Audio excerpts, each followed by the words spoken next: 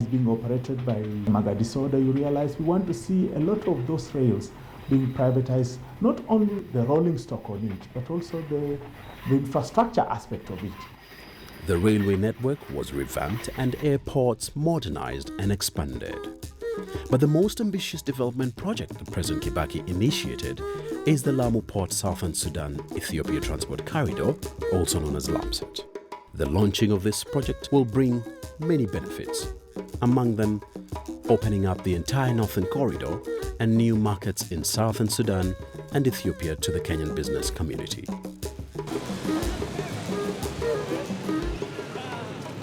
To decongest the port of Mombasa, a rapid results initiative was activated by President Kibaki's government. To increase capacity at the port, the channel was dredged and berths and a new container terminal were constructed.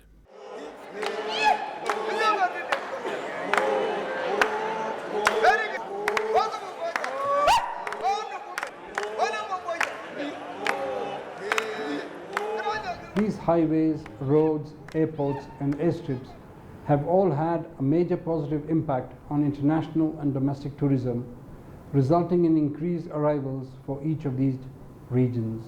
The refurbishment of various airports will also be a major boost to tourism.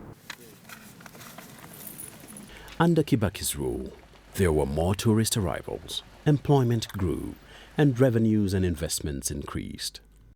Between 2003 and 2013, the industry saw new hotels in the 3 to 5 star category built in Nairobi, attracting international brands such as Crown Plaza, Kempinski, Radisson, Best Western, plus local investments such as Tribe, Sankara, Ole Sereni and Boma. Investors continued to venture into other tourism destinations such as Naivasha, Diani, Isiolo, Samburu and Masai Mara.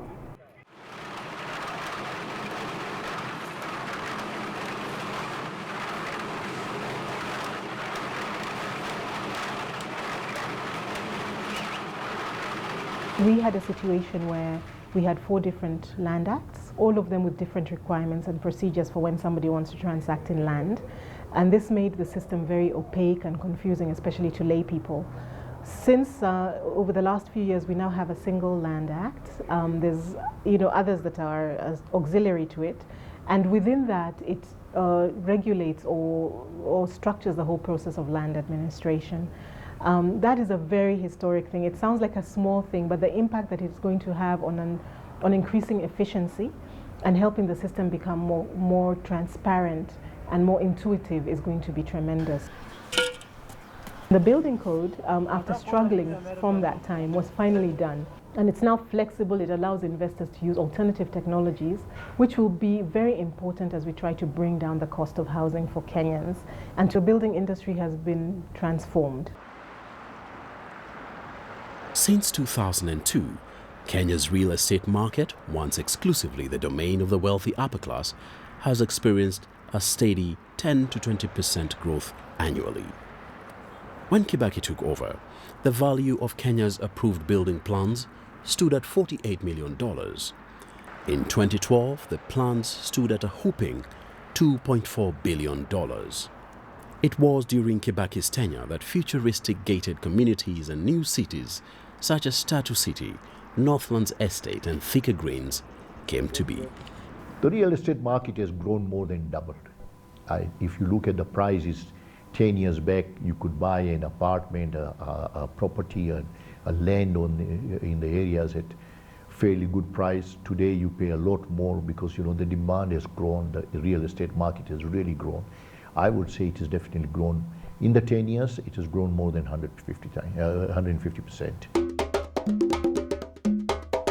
Between 2004 and 2008, growth in the agricultural sector had surpassed the target of 3.1% and reached an average of 5.2% by 2007. In 2010, growth in the agricultural sector even reached 6.4%. More than profit-wise, yes, in our agriculture company, we have nearly doubled our profits. We have grown tremendously. But as agriculture is a price factor because it depends on the world economy, world market. especially in coffee and tea, so it depends, it varies quite a bit. Coffee, like in 2011, was a fantastic price, but now suddenly, if you look at it now at 2012, 2013, the prices have depressed because of world market prices. Based on those ones, you can't actually evaluate, but when you look at the production, the amount of coffee which has been exported has been better than what it was before in 2002.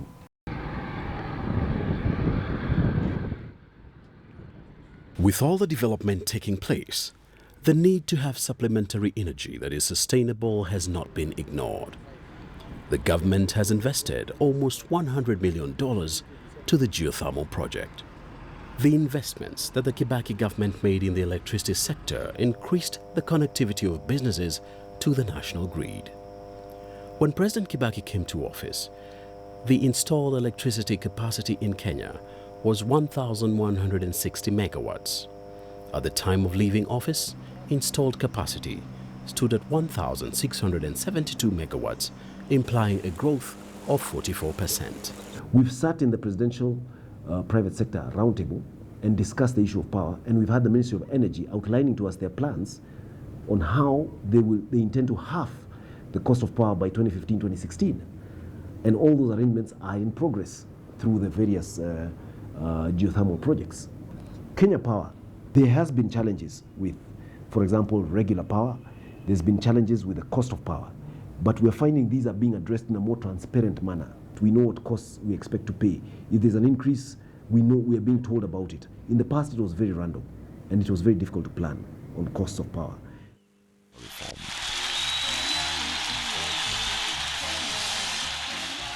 The new constitution has brought services closer to the people. The speed of litigation has greatly improved, in turn improving the business environment. The fight against corruption has given equal opportunity to competent suppliers. I would say the last 2 years of President Kibaki were very positive for business, and we therefore saw a reemergence of confidence. We saw a number of companies making Nairobi their headquarters for operations in Africa. We saw companies moving head offices from Johannesburg into Nairobi. We then started seeing a number of new investors coming into Kenya. We saw Kenyans beginning to go to the banks, borrow money, and create wealth. We saw the middle class becoming again vibrant. So the last 2 years have been great. Trademark East Africa is an organization which has been formed by development partners, with the UK being the lead country, together with Denmark and Sweden and a few other European countries. And this happened in 2010 following the government's agreement to have trademark registered in Kenya as a not-for-profit institution, and it's headquartered here in Nairobi. This happened because of the Kibaki government being proactive in ensuring that institutions that promote development in the region are accepted. The government has also been consistent in terms of legislation. When they pass a law, they stay on course up to the point of implementation. So that has given us, as private sector, confidence in public policy, in advancing the needs of the country. So that's why, again, investors are running here because of such type of legislation. You see that a lot of, especially the sophisticated institutional global investors, always look at the mood of the domestic investors.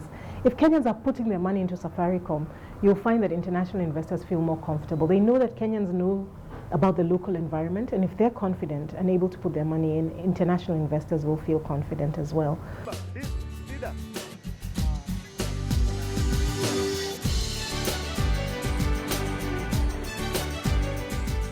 In 2002, the country had 8 television stations and 8 FM radio stations. From this handful of broadcasters, Kenya expanded to 19 television stations and over 80 radio stations through licenses issued to interested investors in the industry.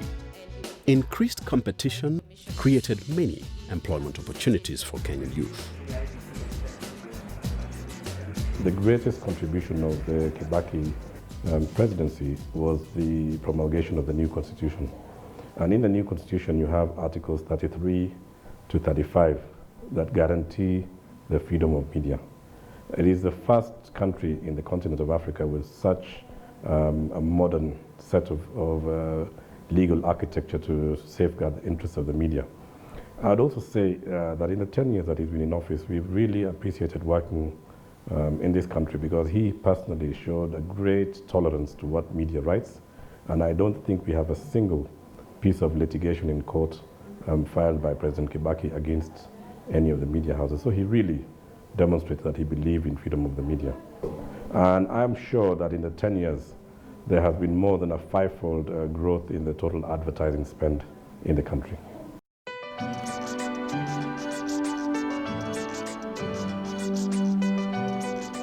Private sector members are committed to uplifting the livelihoods of the communities they serve in Kenya. Beacon of Hope is a sterling example of KEPSA members' desire to go beyond just looking at the profits and balance sheet to ensuring that corporate world serves the needy in our society. The government has supported us in terms of giving us tax exemptions, and when we're buying the land. We've also had corporates come and work alongside us, and one that really came on big time from the word start has been Shell Kenya, and have been very instrumental in helping us develop the physical infrastructure around here, the fencing, the generator, the cooking gas, building of the dining hall, providing computers for our children. They've really worked with us since 2007 to date. Beacon of Hope started as a healthcare center for women who were HIV positive. It has since grown way beyond this initial dream and now runs a children's home, handicrafts training and sales, and furniture making institution. KEPSA members are proud to be associated with the Beacon of Hope.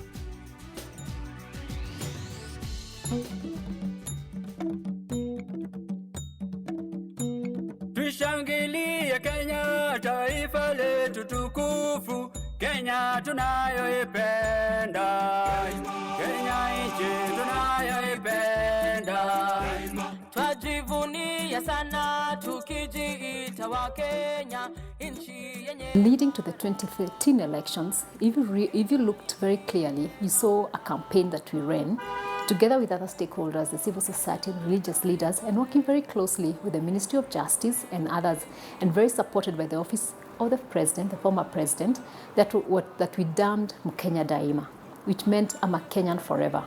It was a My Kenya campaign. Again, was to say that we needed peaceful elections and a peaceful transition, and we are grateful when you look back. All that creates stability for the private sector and encourages investors, not only local investors, but even foreign investors, to feel comfortable in investing in a politically stable country. At one time, Nairobi was called Nairobi, but that name changed over the last 10 years, and it became a safer city to work and to operate, and for businesses to open much later. We started seeing businesses like Nakumat opening 24 hours. That was not possible before. But it's this working together and engagement. Around the elections, we did the same. We worked very closely with the security agencies. And we gave them information where we had information on what was happening on the ground. They asked us for help where they needed help from the private sector. And I think for us, that partnership has been excellent. And we really are grateful to those 10 years of the Honorable Kibaki's role. Interestingly, KEPSA, as an umbrella body of a private sector in Kenya, has got together more successfully and achieved more than many other such equivalent organizations. Today, KEPSA has become a forerunner for other countries to start understanding what it can be. We've got a lot of plans. We've got plans for everything in Kenya. We've got a lot of strategies laid out. All we need is three things: implementation, implementation, implementation. So I'm hoping that the current government is going to play the same role of facilitation of private investors. President Kibaki laid the groundwork. Let President Uhuru Kenyatta now build on that framework so that now we can see the house getting to completion.